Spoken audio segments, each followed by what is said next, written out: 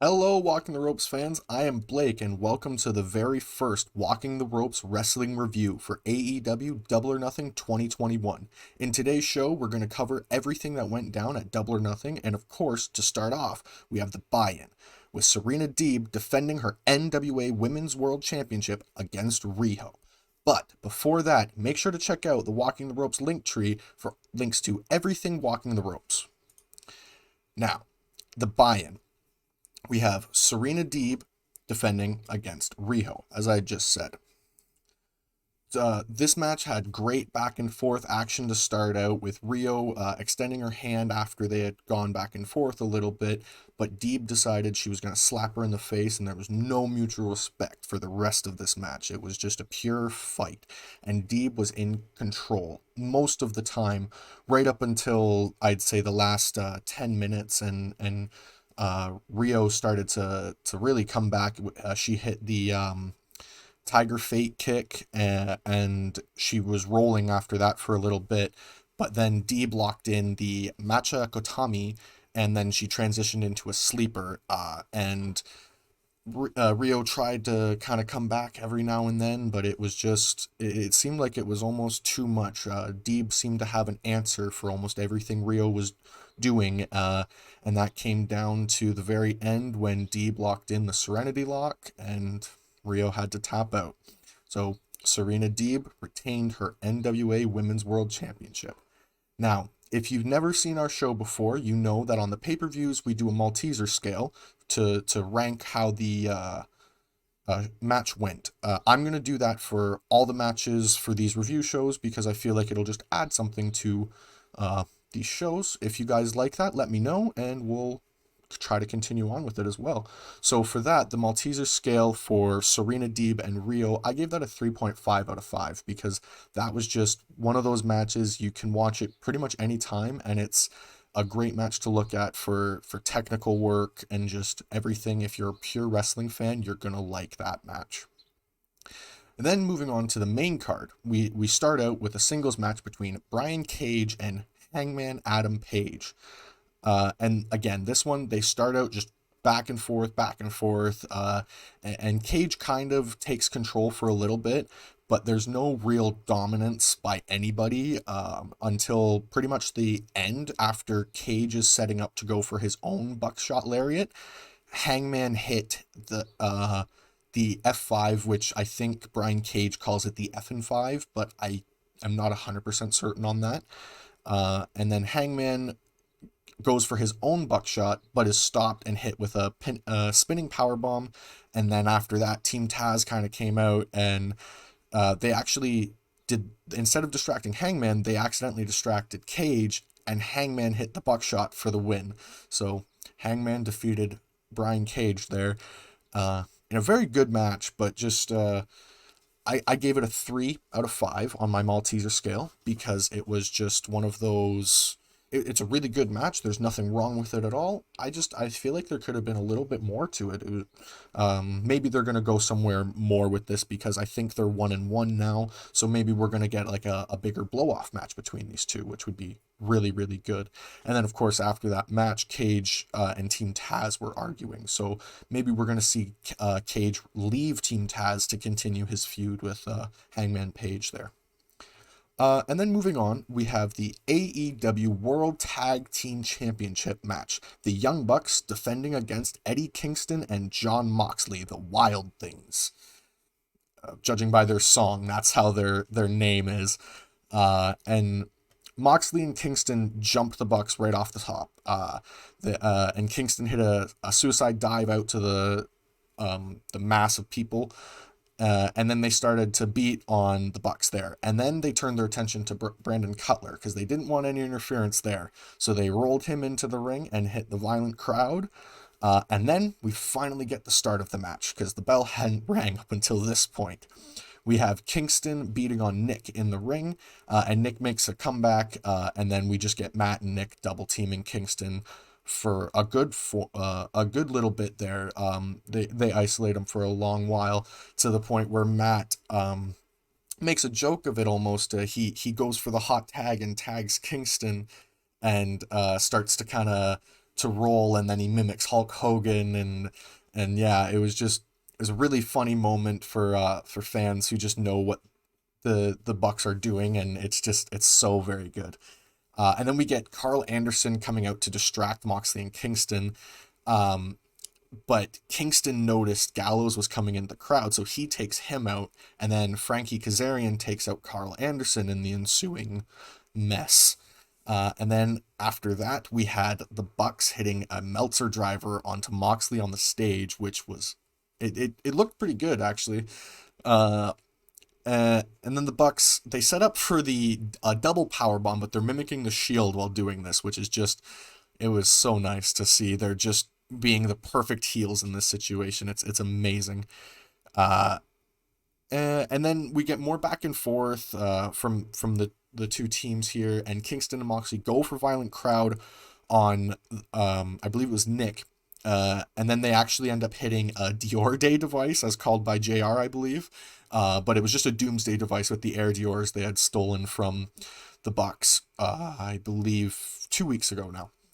Uh, and then just kind of after that, it was more brawling, more brawling. We got super kick party on Moxley, and then the Bucks set up for the BTE trigger and hit it 4 times on Moxley for the win. Absolutely brutal. The Young Bucks defeat Jon Moxley and Eddie Kingston to retain the AEW World Tag Team Championships. For my Malteser scale, I gave that a 3.75 out of 5 because there was just it was perfect storytelling the entire time. You had Jon Moxley and Eddie Kingston wanting to beat the crap out of the Bucks, and the Bucks just wanted their shoes back and to keep their titles, and so they did whatever they could to keep them, and that's exactly what they did. And now, moving on to one of my favorite matches of this night, the Casino Battle Royal. We had the first entrance was the clubs. So we had Christian Cage, Matt Sydal, Powerhouse Hobbs, Dustin Rhodes, and Max Caster coming out to the ring for the first 2 minutes or 3 minutes interval for the Casino Battle Royale. We then get Max Caster eliminating Matt Sydal early, and then not like immediately after, but pretty much right after, Christian Cage eliminated Max Caster. And then we get the Diamonds coming out. We had Matt Hardy, Isaiah Cassidy, Dark Order's 10, Nick Comoroto, and finally Serpentico coming out. And Serpentico was being dragged out by Luther, seeming like he didn't want his world title shot, I guess. I'm not following that. But 10, it makes quick work of Serpentico. And then Dustin Rhodes eliminates Nick Comoroto and 10 in an ensuing kind of like Nick Comoroto and 10 were sitting on the apron, and Dustin kind of pushed them over, and away they went. And then we had Comoroto getting really, really mad that he got eliminated, so he grabbed Dustin's bull rope and hit him over the head with it, and then Powerhouse Hobbs eliminated Dustin Rhodes after that. And then we have the Hearts entering. Brian Pillman Jr. and Griff Garrison, the Varsity Blondes, and Colt Cabana, Anthony Bowens came out after them, and Penta El Zero Miedo is the 5th member of the Hearts to enter. Continuing on in there, we had Isaiah Cassidy eliminating Colt Cabana and Brian Pillman Jr. eliminating Anthony Bowens. So the Acclaimed are already out of this match, and they've only been 6 minutes. And we had Matt Hardy eliminating Griff Garrison. And then we had the Spades, Jungle Boy, Mark Quinn, and Aaron Solo, Evil Uno, and Shoddy Lee Johnson. They were the next set to come out there. We had another set of elimination, a big set of eliminations before we had the final entrance. So Isaiah Cassidy and Mark Quinn eliminated Brian Pillman Jr., and then Lee Johnson eliminated Aaron Solo, and then Matt Hardy eliminated Lee Johnson, and then Penta El Zero Miedo eliminated Evil Uno, and Jungle Boy then eliminated Penta El Zero Miedo, and then Christian Cage eliminated Powerhouse Hobbs. And then we finally got to find out who the Joker was of the Casino Battle Royale.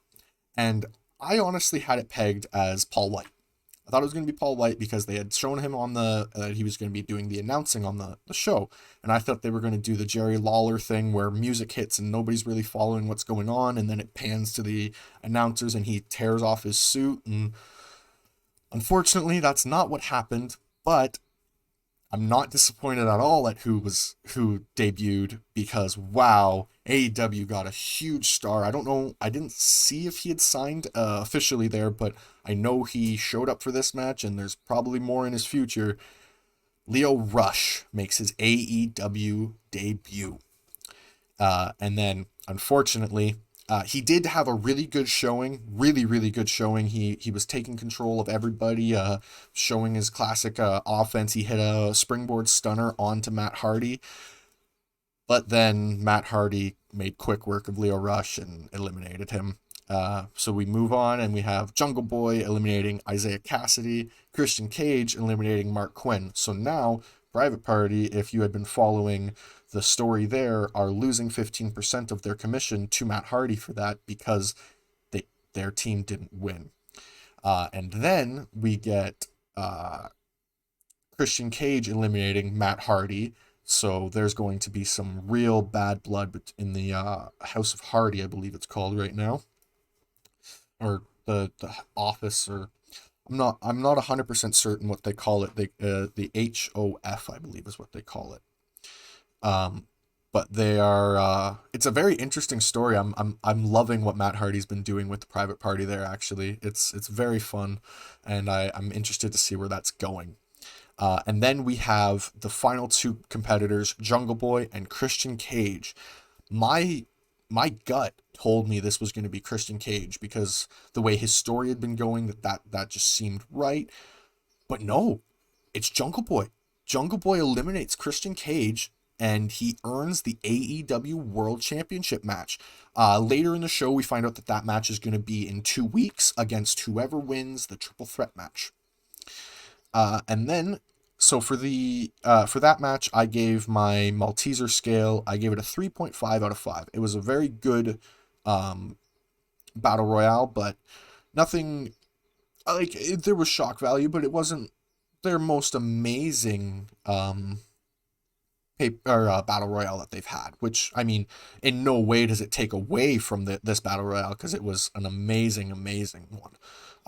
But they've had some pretty spectacular ones in the past as well. So moving on, we have the singles match between Anthony Ogogo versus Cody Rhodes. Now, this is basically being pegged as like UK versus the States because it was Memorial Day weekend for the States. And it was a really good match. I've seen a lot of backlash for this match online, and I don't really see why it does, or why anybody would think this match was bad, because we had Cody Rhodes taking on Anthony Ogogo, and Cody is the American Dream on Memorial Day weekend. He's gonna be a different fighter than what he normally is, but to start out the match, it actually seems like it's going to be Ogogo. Ogogo comes out and he hits the bolo punch right away, and then he hits an Olympic slam for a near fall, and then they just go back and forth until Ogogo basically steps on Cody with a big boot, and then it was just Ogogo for a while there. Cody went for a dive to the outside. Ogogo hits a big punch, and then we had Ogogo turning Cody inside out with a massive clothesline. And then at some point, Ogogo gets cut over his good eye. So if you don't know about Anthony Ogogo, he's blind in his left eye, 75%, I believe it is. And so he's cut over his good eye, which means he's now losing some vision. So he's actually just swinging wildly. And Cody hits the Cody cutter, and Cody sets up Ogogo on the ropes, but he's knocked off. And Ogogo hits a frog splash, and that was just shocking in itself, because he's a boxer. He's a very mat-based, well, not mat-based, but grounded-based fighter, and he's flying off the top rope. And then we had Cody locking in the figure four, and Ogogo just hits him with a huge right and basically knocks him out for a 2 count. and then he flips it over and is able to get the hold to break. But Cody's going for a crossroads, and Ogogo hits the bolo punch again. Um, but and he goes for the pin here, and I think that this would have been the match if Cody wasn't under the ropes. That just shows Ogogo. He's 2-0 at this point, and Cody's 39-11-2, I think. So just based off of their history, that's just a rookie move on Ogogo's part, and it costs him because he goes for the governor's hammer after that to just try to fully put it away. Cody reversed it into the vertebreaker, and that was it. Cody Rhodes defeats Anthony Ogogo. Now, that the reason I have such a hard time seeing why people don't like this match is because Ogogo got the majority of the offense in this match. He carried, no, I wouldn't say he carried the match, but he carried a lot of the offense, and that is huge in making a new star. Yes, he didn't win, but I think they would have received a lot more backlash having the American lose, or the American Dream specifically lose on Memorial Day weekend. I feel like fans would have been more pissed about that than having Cody Rhodes go over and bury another talent again, as what I've seen people commenting. I don't see this as a burial. I see this as Anthony Ogogo's launching point. I think he is going to the moon. He might be the next challenge, not the next challenger, but a challenger for Miro's TNT championship. Just there's so much going on there. He could even go after Kenny's world championship. Like there is just so much going on with Ogogo, and I think he's just hitting his beginning here. Anyway, my Malteser scale for that is a 3.75 out of 5 because it was a really good match, but I mean obviously it wasn't a perfect match because it's not a 5 out of 5. There are things wrong with it. There are always things wrong with pretty much everything. And then we move on to the TNT Championship match. Miro versus Lance Archer. Miro is defending his title here. And we have Archer just hitting a huge dive before the match even starts. And he just drags him into the ring. And he hits the walking up on the top rope into a moonsault. And he gets only a 1 fall. Miro is not strong, or not going to go down that easily. Miro actually ends up tossing Archer into the crowd and then back into the ringside area. And we just have Miro in control for a little bit there until Archer hits a huge, I believe they called it a helicopter, but I couldn't really hear it that well. And then Jake Roberts comes out and distracts Miro, but Miro is, I guess he could see it coming because Jake the Snake has his snake with him, and he just basically decks Roberts and tosses the snake down the entrance. And then Miro turns around into a choke slam and for a near fall, and Miro locks in, game over for the win after that. We had Miro defeating Lance Archer to retain the TNT Championship. That was but not because Archer tapped out, he passed out. So there's definitely more story to go for that. In the Malteser scale, I gave it a 3 out of 5. A very solid match. Nothing really wrong with it, but I wish it would have gone longer, honestly. And then this was a potential steal shower. Show stealer. The AEW Women's World Championship match. Hikaru Shida versus Britt Baker. We had both women going for their big moves right off the start. Baker going for lockjaw and Shida going for the tamashi. But they have each other scouted. And they just go back and forth until Baker hits a curb stomp. And she basically takes control for a little bit there. And we have her hitting a sling blade and then going for lockjaw again. But Shida just won't give up that position. We had Baker pushing herself off the ropes to get her back into the center of the ring. And it really shows how far Baker's come. If you saw her first attempt at winning the women's championship to now, she is leagues different. She's almost an entirely different fighter. Um, and that's just a testament to what the work she's been putting in with everybody backstage and just in general, for her craft there. We then get Sheeta locking in a stretch muffler, but she's distracted by Reba, or Rebel, I guess. And Reba goes to hit Sheeta with the crutch, but she actually hits Baker because Sheeta saw it coming. And then Baker uses Reba getting ejected to curb stomp Sheeta onto the title for a near fall. I thought that was going to be it there. And then we have Sheeta hitting the Tamashi for a near fall, but then Britt Baker, she locks in the lockjaw, and Sheeta taps out. There's a new AEW Women's World Champion, Britt Baker. This match is one of, if not the best women's matches this year, and it's just an absolutely perfect example of why these two women are at the top of the AEW division. I gave this match on my Malteser scale a 4.25 out of 5 because they absolutely deserve it. And then we move on to a tag team match, Scorpio Sky and Ethan Page versus Sting and Darby Allin. We had Allin, we had Darby hitting a dive to start the match, and Sting and Darby were beating on Sky, and then Sky hits a suplex on the stage to Sting, and Sting popped right up and stands behind Sky on the poker chips, and pushes him off. And then I guess Sting's been spending a little too much with Darby because he dives off of the poker chips onto Page and Sky, and then they roll him into the ring, and Sky and Darby start to just beat on, or Sky and Darby, Sting and Darby start to beat on Sky, and then we get Page and Sky start to kind of come back and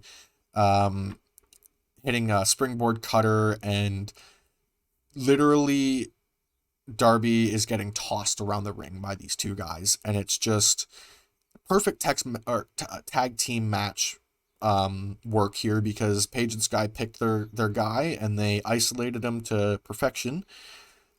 We had a point where Darby did actually make a tag, but Aubrey didn't see it, sorry. And so the tag didn't happen, so Page ends up grabbing Darby and literally tossing him into the front row, missing the barricade by inches. It was just insane. I didn't realize Ethan Page was that strong. After that, basically Sting and Darby make their comeback, and we get Sting and Sky in the ring beating on each other. Sky goes for a cutter, but Sting's holding the ropes and hits the Scorpion Death Drop for the win. Sting and Darby Allin defeat Scorpio Sky and Ethan Page. This match was Sting's first singles match in front of fans, sanctioned by a wrestling company, in 6 years. This match was very, very good. Sting proved that he still has everything in his arsenal to be able to do what he needs to do in the ring for what he wants to do. So for this match, my Malteser scale, I give it a 3.5 out of 5. And moving on to our co-main event, the AEW World Championship match. Kenny Omega versus Pac versus Orange Cassidy.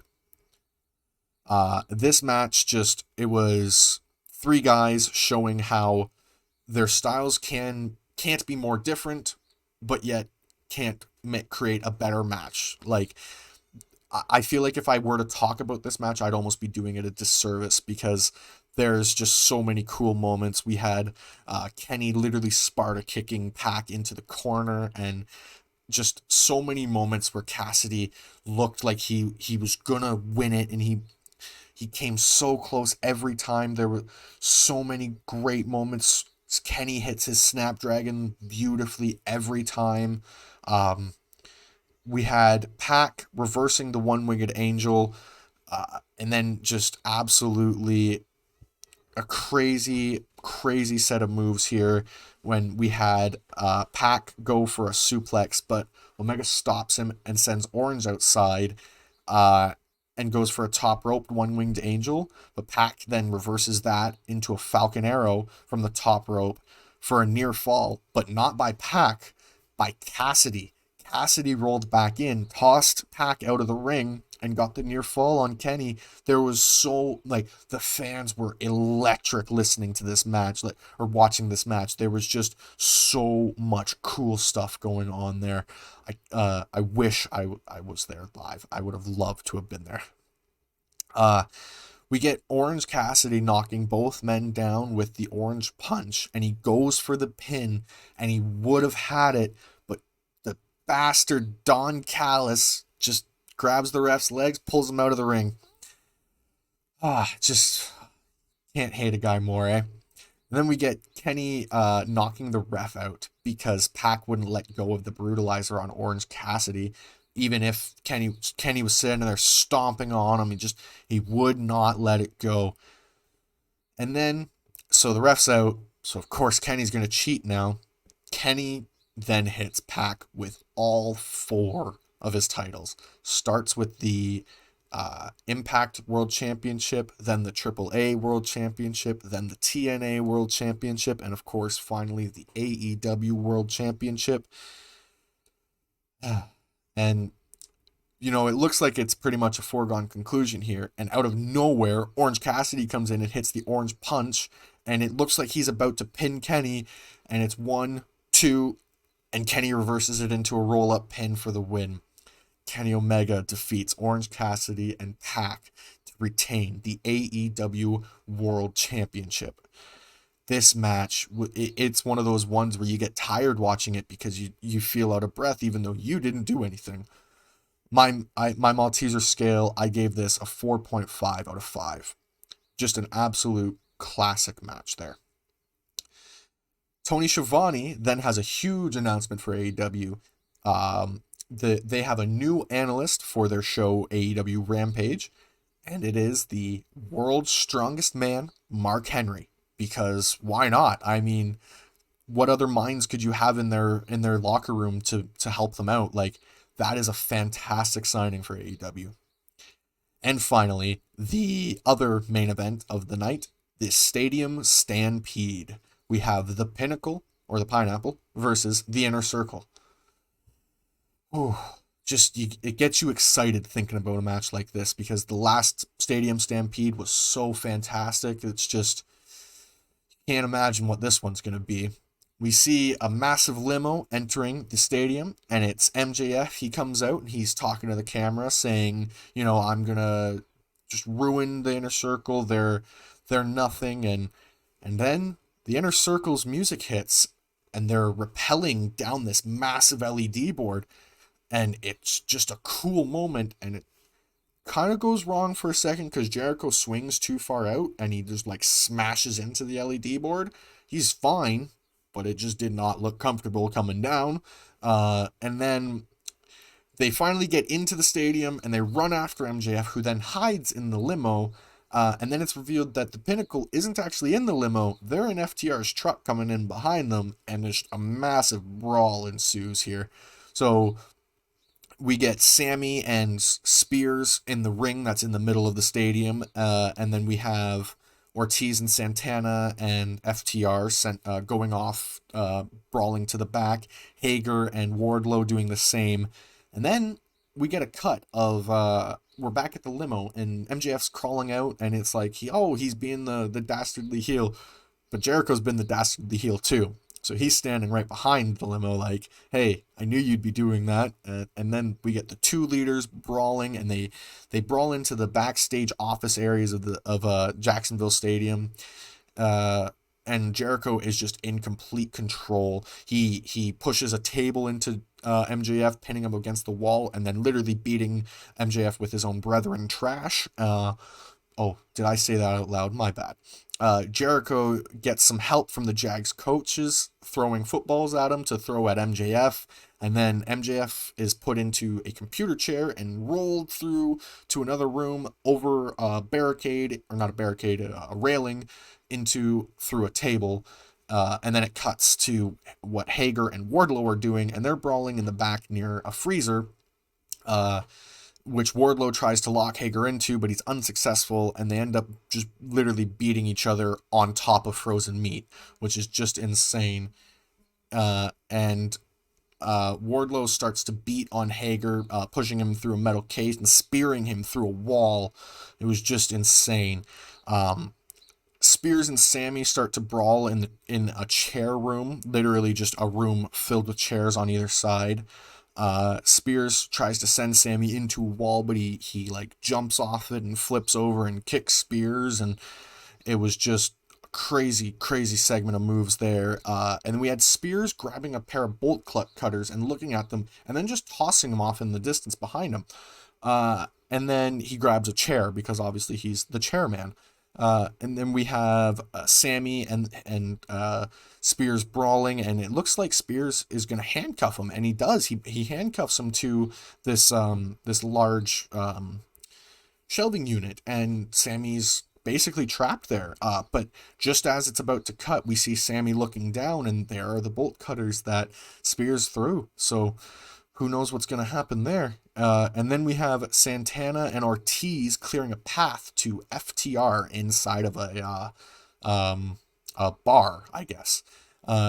They come up to a table, and they all have a drink, the four of them, and then they turn to DJ Conan to turn the beat to beat down music as they brawl in this bar. And Tully tries to get involved with Ortiz, but Conan stops him, and Ortiz ends up stabbing Tully with a piece of wood. It was brutal. We get Ortiz beating on Dax, and then Cash is literally tossing beer bottles at Ortiz, and then Santana spears him, and they go into an elevator, and they just start to beat on each other inside of this elevator. I really hope it didn't break on them. And then we get Wardlow beating on Hager again as they're kind of climbing up onto a golf cart, and Hager... or Wardlow goes for a power bomb or basically a choke slam or something to try to get rid of Hager, but Hager reverses it and choke slams Wardlow through the equipment shelves and basically dispatching of Wardlow. And then we get MJF slamming a door in Jericho's face, but Jericho returns the favor very quickly by stapling a business card to MJF's forehead.